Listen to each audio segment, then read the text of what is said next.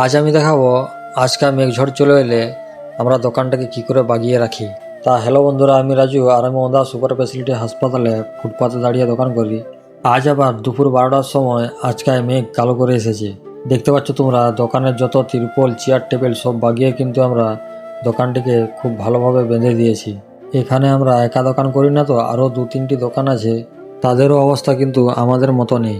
শুধু আমাদের নয়, যারাই ফুটপাতে দোকান করে তারাই কিন্তু প্রত্যেকটা দিন এইরকম সমস্যার মধ্যে পড়তে হয়। তা এখন দোকানটিকে তিরপল দিয়ে বেঁধে দিয়েছি, আবার জল ছাড়ালে কিন্তু দোকানের যত মাল আছে সব বিক্রি করে শেষ করতে হবে।